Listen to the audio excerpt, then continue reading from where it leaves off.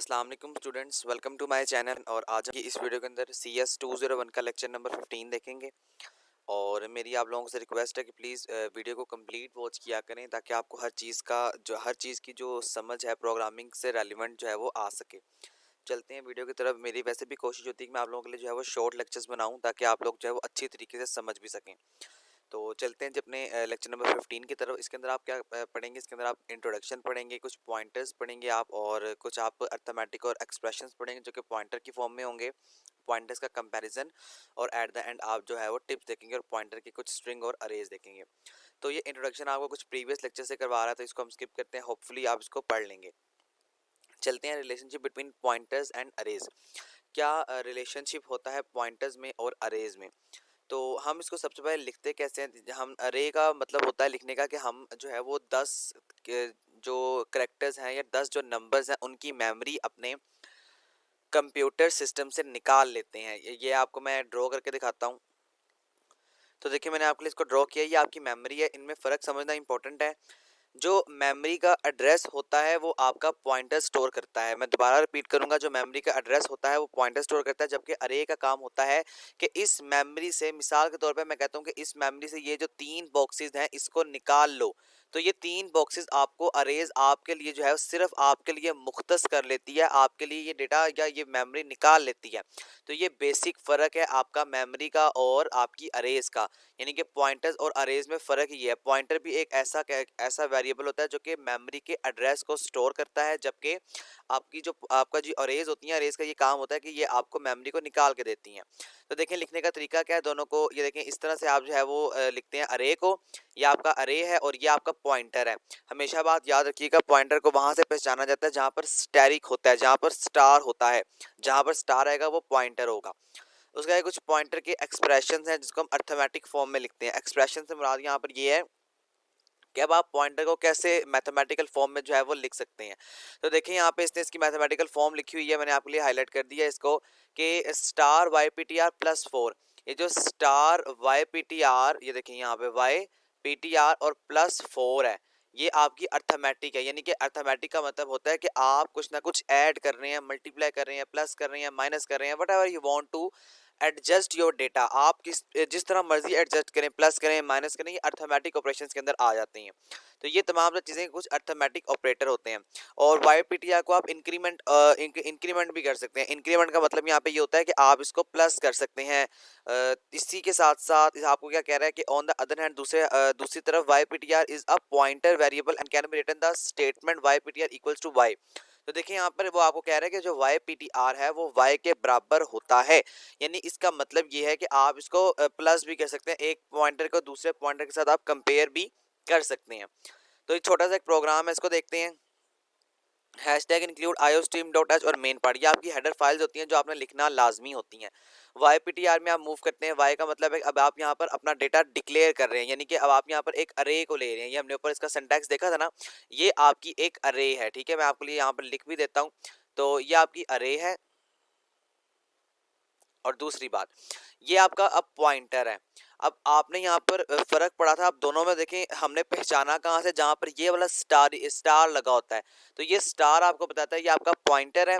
और दूसरी बात, अब देखिए यहाँ पर क्या कह रहा है, Y P T R equal to Y, कि अब जो वाई पी टी आर है उसके लिए क्या करो, असाइन कर दो। ये देखिए यहाँ पर लिखा हुआ है असाइन द स्टार्ट ऑफ अरे एड्रेस, यानी कि इसको ये वाला जो वाई है इसके लिए मेमोरी से 10 नंबर या 10 जो ब्लॉक्स है मेमोरी से ले लो। उसके बाद सी आउट करवाओ, यानी कि स्क्रीन के ऊपर प्रिंट करवा दो द मेमोरी एड्रेस, जो मेमोरी का एड्रेस है वाई पी टी आर में, और इसको वाई पी टी आर के अंदर सेव कर दो।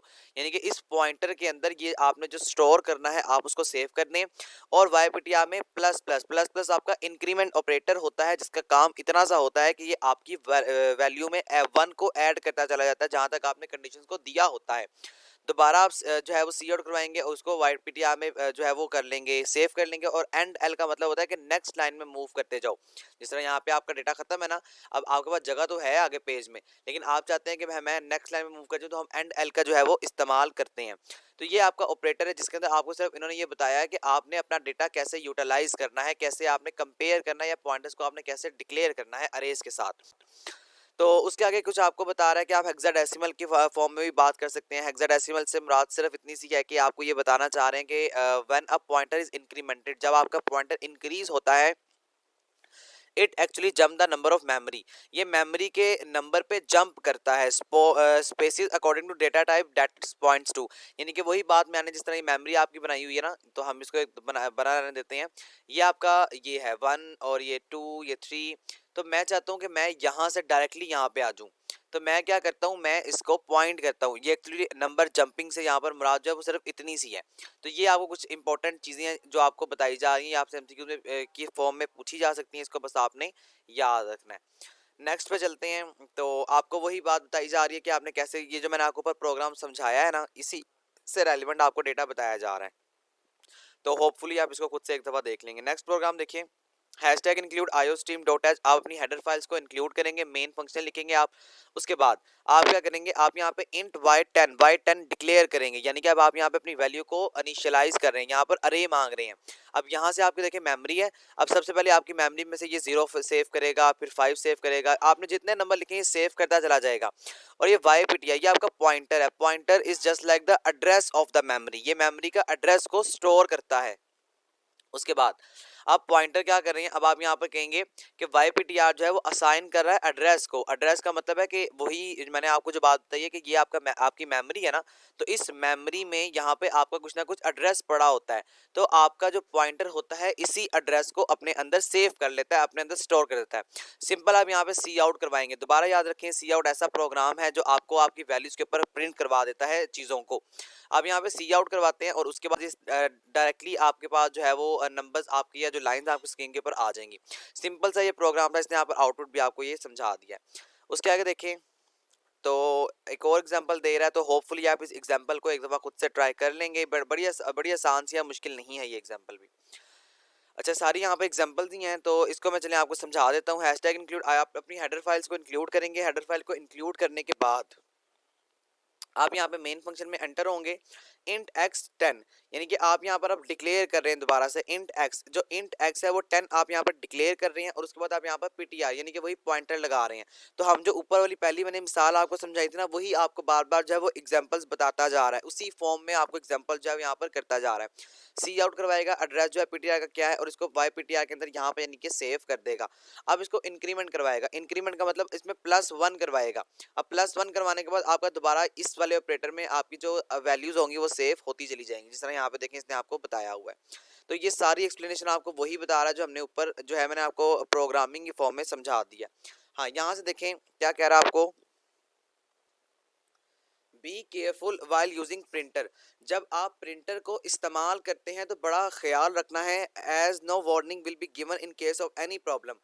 Sorry, be careful while using pointer, जब आप पॉइंटर को इस्तेमाल करते हैं आपको बड़ा केयरफुल रहना पड़ता है, क्योंकि पॉइंटर्स के अंदर आपकी मेमोरी लोकेशन को पॉइंट नहीं किया जाता है।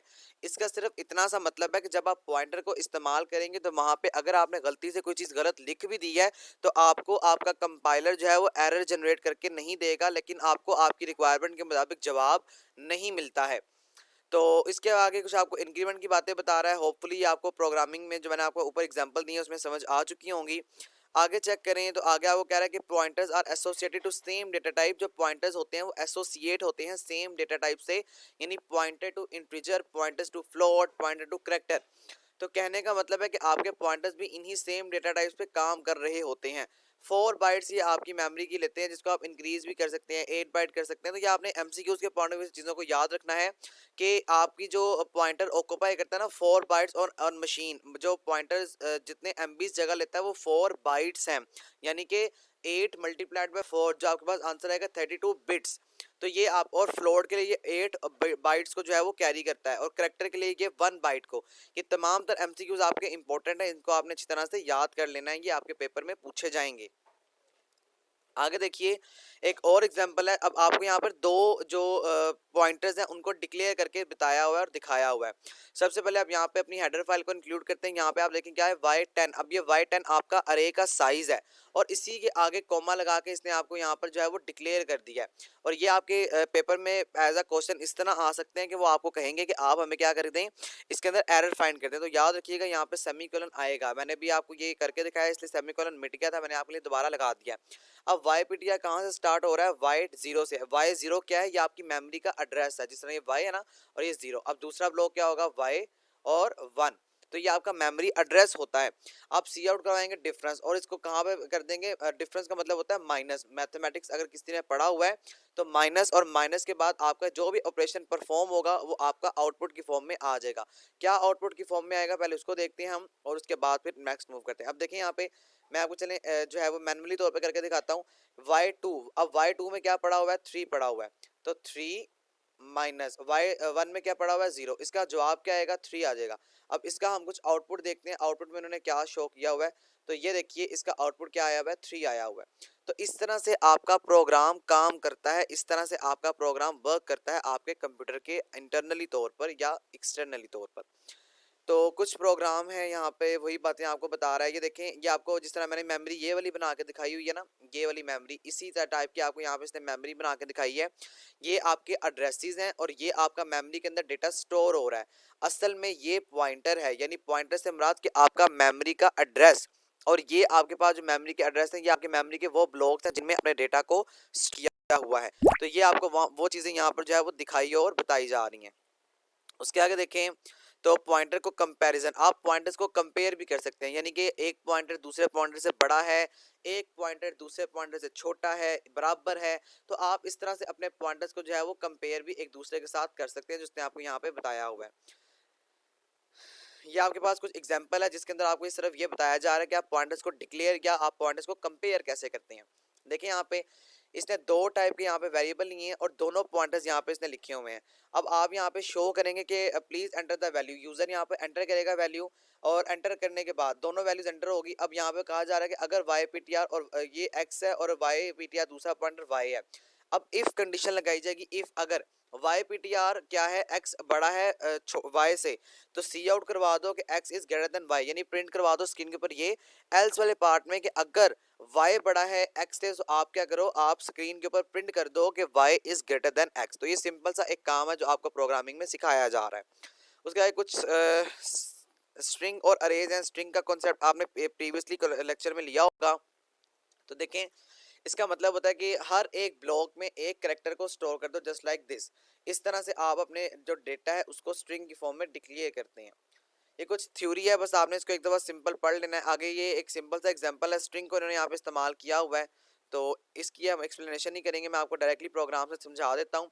देखिए यहाँ पे आप हैशटैग इंक्लूड अपनी हेडर फाइल को ऐड करेंगे। ऐड करने के बाद अब यहाँ पर स्ट्रिंग डेटा टाइप को डिक्लेयर कर रहे हैं। देखें ये str का मतलब है कि स्ट्रिंग। अब हमने कितना उसका साइज रखा 80, यानी कि आप यहाँ पे जो लाइन लिख रहे हैं ना उसके 80 करेक्टर होने चाहिए, 80 से कम हो, ज्यादा नहीं होने चाहिए। उसके बाद आप यहाँ पे करेक्टर डेटा टाइप को यहाँ पर दो जो है वो पॉइंटर्स को डिक्लेयर करेंगे। उसके बाद अब आप इनको इसके इक्वल कर देंगे। इक्वल हम क्यों कर रहे हैं, क्योंकि हमने यहाँ पर हमने ये देखना है कि हमारा जो स्ट्रिंग डेटा टाइप है वो पॉइंटर के अंदर स्टोर है या नहीं है। आप यहाँ पे इसको बराबर करेंगे। अब आप यहाँ पे कंडीशन लगाएंगे वाइल की, while ptr a is not equal to 0। अगर ये इसका मतलब फैक्टोरियल का मतलब होता है नॉट इक्वल, तो अगर ये बराबर नहीं है 0 के तो क्या किया जाए, इन दोनों में इंक्रीमेंट कुछ ना कुछ कर दिया जाए। और अगर ये 0 के बराबर है तो आपका प्रोग्राम डायरेक्टली वर्क नहीं करेगा, ये डायरेक्टली आपके कंडीशन से बाहर आ जाएगा और आपको कुछ ना कुछ इस टाइप का एरर या इस टाइप का जो डेटा है वो आपकी स्क्रीन के ऊपर प्रिंट कर देगा। किस टाइप का, इस टाइप का जो इसने यहाँ पे लिखा हुआ है कि स्ट्रिंग ए और बी ये इसके बराबर है। बस इस तरह यहाँ पे देखें हमने कोई डेटा कंपेयर नहीं किया, तो इसका आउटपुट क्या है, आ टेस्ट स्ट्रिंग और आ टेस्ट स्ट्रिंग। तो इसी की एक्सप्लेनेशन आपको इसने आपको नीचे दी हुई है। तो होपफुली मैंने आपको समझा दिया, समझ आ गई होगी आपको। तो बस आपने इसको एक दफ़ा थ्योरी की फॉर्म में इसको एक दफ़ा खुद से पढ़ लेना है, ठीक है। आगे दूसरा भी है, होपफुली आप इसको कर लेंगे। टिप्स देखें, वाइल इंक्रीमेंटिंग द पॉइंटर, जब आप पॉइंटर्स को क्या करें, इंक्रीज करते हैं तो आप पैरेंथेसिस का लाजमी इस्तेमाल करें। ये आपका पेपर आता होता है, यहाँ से एमसीक्यूज आते हैं, सारे इंपॉर्टेंट है, याद रखें। इंक्रीमेंट और decrement is the pointers while using अरे। जब आप अरे को इस्तेमाल करते हैं तो आप इंक्रीमेंट और डिक्रीमेंट ऑपरेटर्स को भी इस्तेमाल करते हैं। दूसरी बात, व्हेन अ पॉइंटर इंक्रीमेंट और डिक्रीमेंट, जब आपका पॉइंटर इंक्रीमेंट और डिक्रीमेंट होता है, it changes the addresses by the number of bytes occupied by the data type.